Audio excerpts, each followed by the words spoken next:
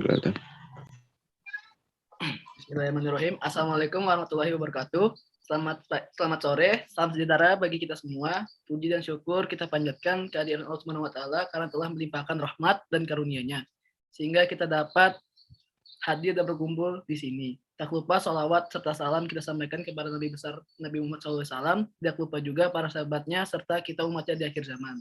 Kegiatan kajian. Hari ini saya akan mengadakan kegiatan kajian dengan tema peran suami dalam membina rumah tangga.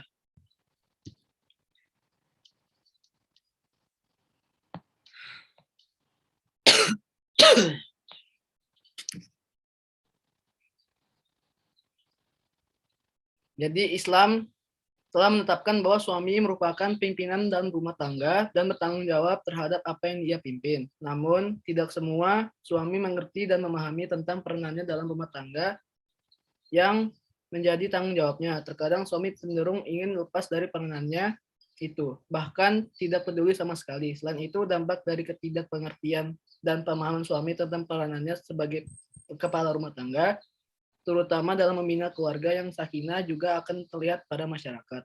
Oleh sebab itu, dirasa sangat perlu adanya pemahaman tentang peranan suami dalam membina keluarga yang sakinah. Peranan suami dalam hal ini memegang kedudukan yang sangat penting dalam menciptakan keluarga yang sakinah, mawadah, warahmah, sesuai dengan kedudukan suami dalam rumah tangga. Peranan suami yang akhirnya menjadi tanggung jawab harus dilaksanakan dengan penuh tanggung jawab agar suami tidak merasa sebagai kepala rumah tangga yang berhak melakukan apa saja terhadap keluarganya sesuai dengan yang ia inginkan, apalagi melakukan kekerasan dalam rumah tangga yang umumnya dilakukan oleh kaum pria, yaitu suami.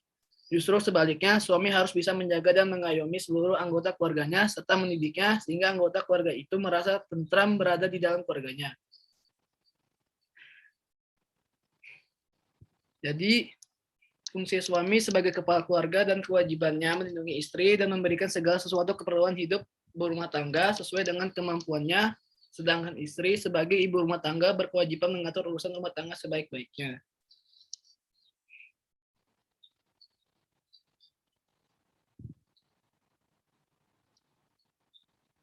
Islam merupakan risalah terakhir dari langit ke bumi yang universal, dan Islam pula lah yang telah membawa dunia menuju revolusi besar dalam berbagai aspek kehidupan. Islam tidak hanya mengatur hubungan antara manusia dengan penciptanya, tetapi juga mengatur hubungan antara manusia dengan manusia, dan sebagainya. Aturan itu diramu dengan sangat sempurna, sehingga umat yang patuh pada aturan yang dibuat akan menemukan suatu kebahagiaan dan kedamaian. Islam menata hidup perkawinan dengan sempurna, karena masalah ini adalah masalah pokok yang sangat vital. Melalui perkawinan manusia dapat saling mengasihi, menjalani hubungan keluarga, dan meneruskan keturunan. Kehidupan perkawinan merupakan industri pertama bagi umat sesudahnya untuk meningkatkan industri selanjutnya. Bayangkan dengan perantara seorang suami dan istri, dengan perantaraan hubungan material dan individual, maka lahirlah putra-putri yang mungil dengan izin Allah. Hikmah diciptakan oleh Allah, manusia berpasang-pasangan yang berlainan bentuk dan sifat adalah agar masing-masing saling membutuhkan, saling memerlukan, sehingga dapat hidup berkembang selanjutnya. Mendambakan pasangan merupakan fitrah sebelum dewasa dan dorongan. Sulit dibendung, oleh karena itu agama mensyariatkan dijalinnya pertemuan antara laki-laki dan perempuan. Mengarahkan pertemuan itu sehingga terlaksana perkawinan dan berakhirlah kerisauan laki-laki dan perempuan menjadi ketentraman dan sakinah. Menurut pasal 1 Undang-Undang Perkawinan nomor 1 tahun 1974 menjelaskan bahwa perkawinan ikatan lahir batin antara seorang laki dan perempuan sebagai suami istri dengan tujuan membentuk keluarga yang bahagia dan sejahtera berdasarkan ketuhanan yang Maha Esa.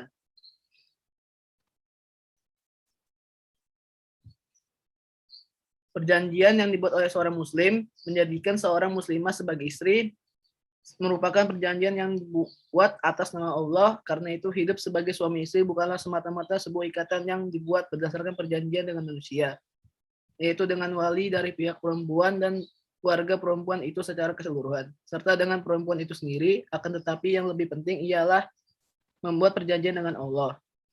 Karena itu pernikahan adalah salah satu di antara tanda-tanda kekuasaan Allah. Islam menjadikan keluarga sebagai tempat untuk menjaga diri, yaitu menciptakan ketentraman dan keselamatan dari segala bentuk kejahatan yang ditimbulkan oleh orang lain, sehingga keluarga harus dijadikan tempat tinggal dan penuh dengan kebahagiaan agar seluruh anggota keluarga betah di rumah yang selalu merindu.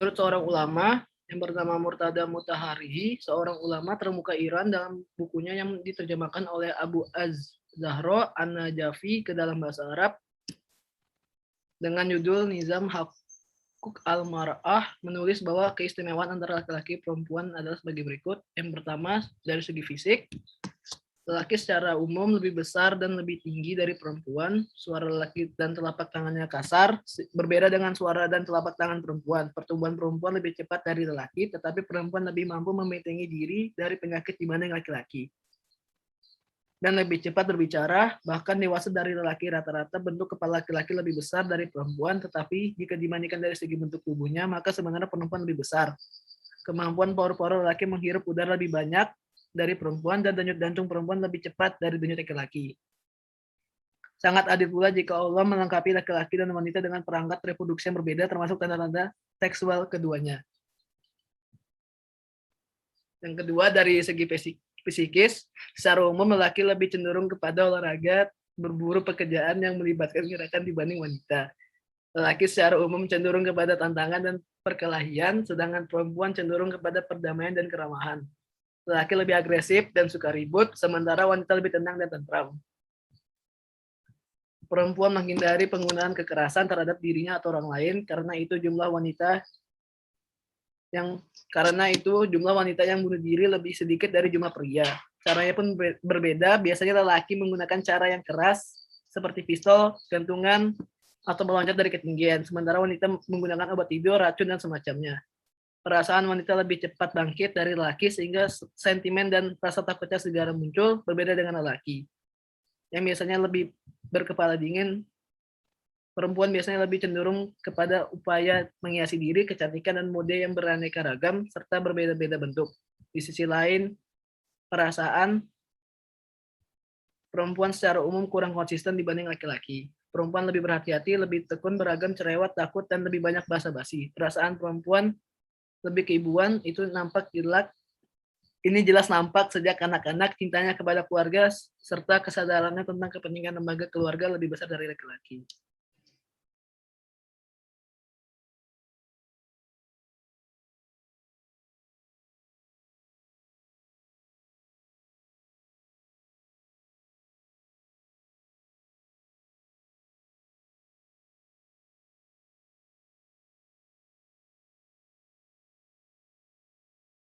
Sudah.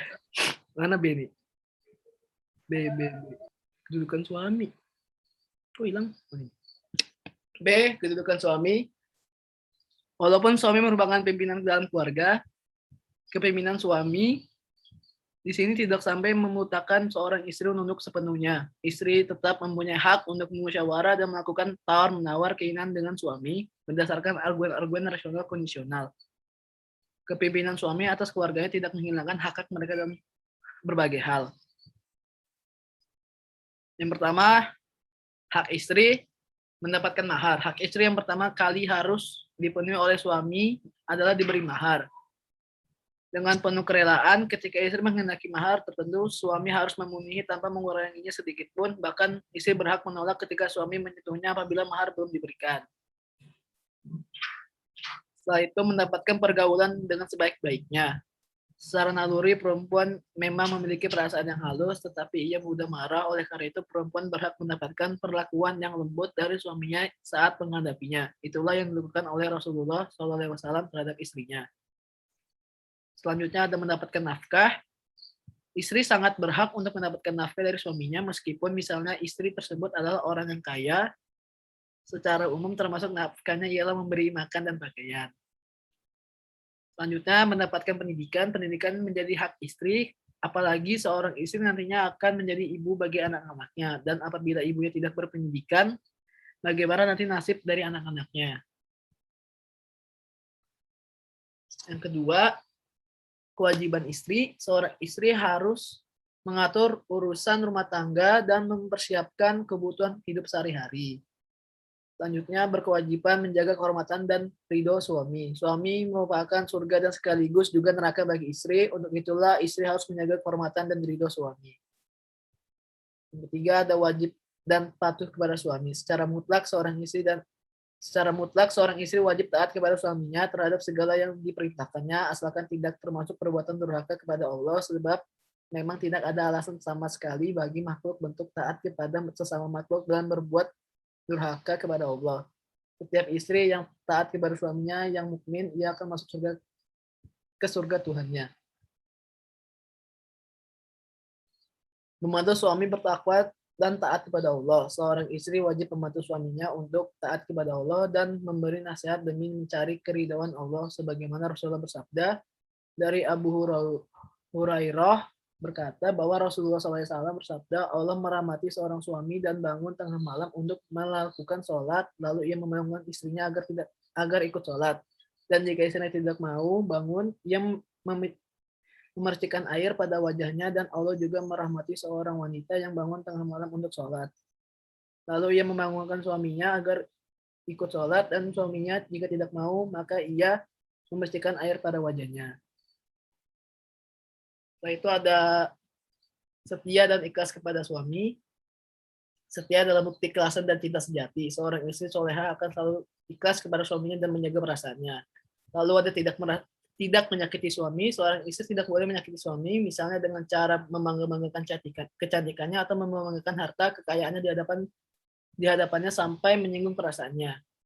Agama Islam mengangkat derajat kaum wanita pada suatu tingkatan yang belum pernah dilakukan oleh agama lainnya dan syariatnya lain sebelumnya, bahkan belum pernah dicapai oleh satu umat pun yang menganggapnya diri mereka mencapai puncak peradaban dan kebudayaan. Meskipun mereka telah menghormati dan memuliakan kedudukan wanita serta memberikan pendidikan kepada mereka dalam bidang sains dan ilmu masyarakat.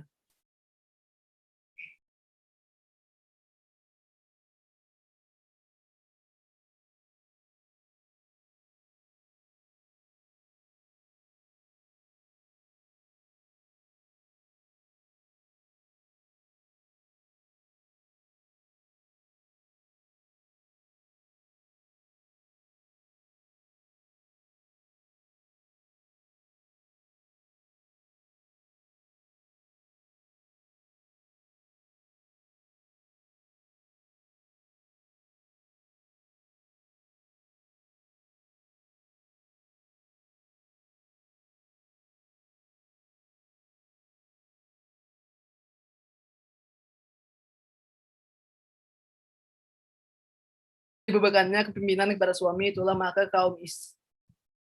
dengan dibebankannya kepemimpinan kepada suami, itulah maka Kasmuri Kasim dalam bukunya Suami Idaman Istri, dia mengemukakan 4 sifat yang harus dimiliki oleh seorang laki-laki yang membuatnya layak menjadi pimpinan dalam rumah tangga. Yang pertama, berpengetahuan agama dan mengamalkannya secara sempurna. Yang kedua, sempurna akal dan pemikiran. Yang ketiga, sehat lahir dan batin. Keempat, memberikan nafkah sesuai dengan kesanggupannya. C. Kewajiban suami. Suami adalah kepala rumah tangga. Pada dirinya terletak responsibilitas yang besar, kewajiban yang bermacam-macam terhadap keluarganya, dirinya, dan agamanya, yang harus ia letakkan secara seimbang sehingga satu kewajiban tidak mengurangi kewajiban yang lain. Sesungguhnya Allah Subhanahu wa taala telah berkehendak memberikan amanah kepada perempuan untuk hamil, melahirkan, dan menyusui. Tugas yang amat besar karena sangat adil jika kemudian Allah membebankan tugas kepada laki-laki untuk mencari nafkah, untuk memenuhi kebutuhan utama keluarganya, dan memberikan perlindungan kepada perempuan sehingga dapat berkonsentrasi menjalankan tugas mulianya. Memberi nafkah lahir dan batin pergaulan suami istri. Ajaran Islam menetapkan bahwa suami istri bertanggung jawab untuk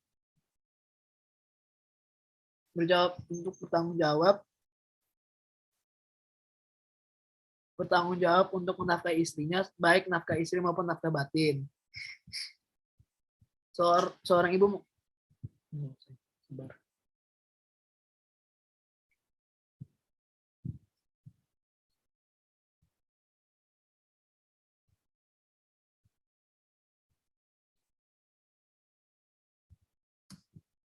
nafkah lahir. Rasulullah bersabda, telah menceritakan kepada kami Adam bin Abu Iyas telah menceritakan kepada kami Syubah dari Adi bin Syabit. Ia berkata, aku mendengar Abdullah bin Yazid al-Ansari dari Abu Masyud al-Ansari, maka aku berkata dari Nabi SAW, beliau bersabda, jika seorang muslim memberi nafkah pada keluarganya dengan niat mengharap pahala, maka baginya hal itu adalah sedekah. Setelah itu ada sedekah batin atau pergaulan istri. Tidak dapat dipungkiri bahwa laki-laki dan perempuan sama-sama memiliki nafsu dan syahwat. Dengan adanya nafsu dan syahwat, maka setiap orang ingin memiliki keturunan dan akhirnya disyariatkan perkawinan.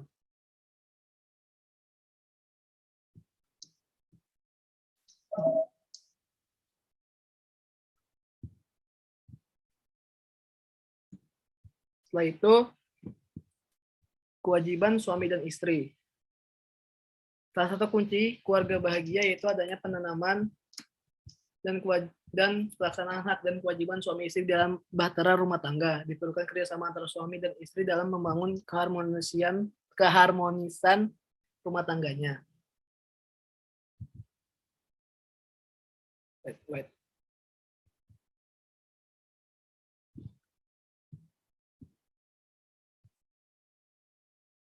Suami sebagai pimpinan rumah tangga memiliki hak-hak yang didapatkan dari istrinya dan anak-anaknya. Istri menghormati suami dan anak-anak menghormati ayahnya. Beberapa dalil tentang suami sebagai pimpinan rumah tangga antara lain firman Allah SWT, laki-laki adalah pimpinan bagi kaum wanita karena Allah telah melebihkan sebagian dari mereka atau sebagian yang lainnya dan karena mereka telah membelanjakan serta harta mereka. Rasulullah SAW bersabda, seandainya aku boleh memerintahkan seorang untuk sujud kepada orang lain, niscaya aku perintahkan seorang istri untuk sujud kepada suaminya. Dan tidaklah seorang istri dapat menunaikan seluruh hak Allah SWT terhadapnya sehingga ia menunaikan seluruh hak suaminya sampai jika suaminya meminta dirinya mengajaknya jima. Sementara ia sedang berada di atas pelana atau yang dipasang di atas unta. Maka ia harus memberikannya dan tidak boleh menolak.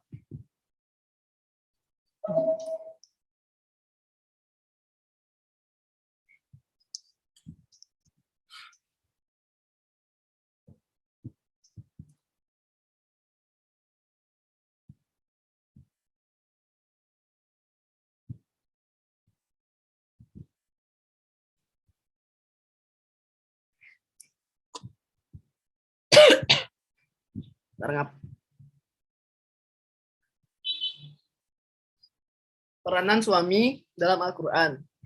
A. Bertanggung jawab dalam surah An-Nisa ayat 4. Bertanggung jawab dalam surat An-Nisa ayat 34. Kaum laki-laki adalah pimpinan bagi kaum wanita, oleh karena itu Allah melebihkan sebagian mereka laki-laki atas sebagian yang lain. Perempuan-perempuan yang soleh adalah mereka yang menaati suaminya, yang memelihara merahasiakan segala apa yang terjadi antara suami dan istri. Berdasarkan perintah Allah dan terhadap perempuan yang kamu khawatir akan berbuat durhaka kepadamu. Maka berilah nasihat, jangan tidur teranjang dengannya, dan pukullah mereka jika mereka kembali menaatimu. Janganlah kamu berlaku curang terhadap mereka, sesungguhnya Allah Maha Tinggi lagi Maha Besar.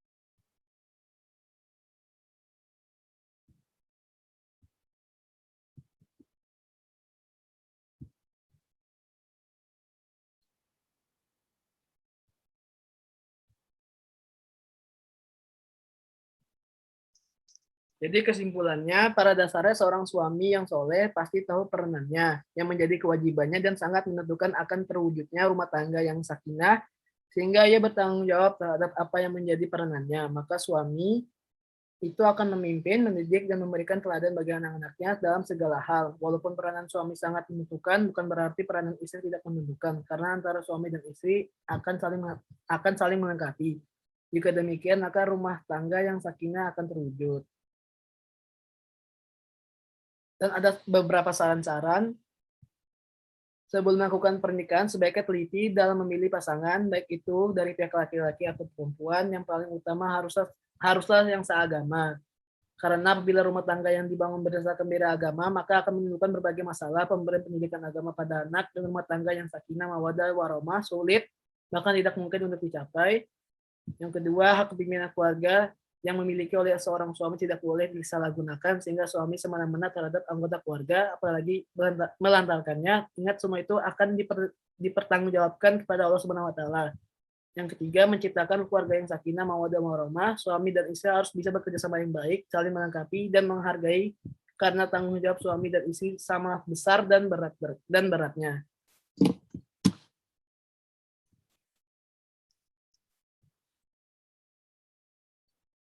Sekian materi yang saya sampaikan. Mohon maaf jika ada salah kata. Wassalamualaikum warahmatullahi wabarakatuh.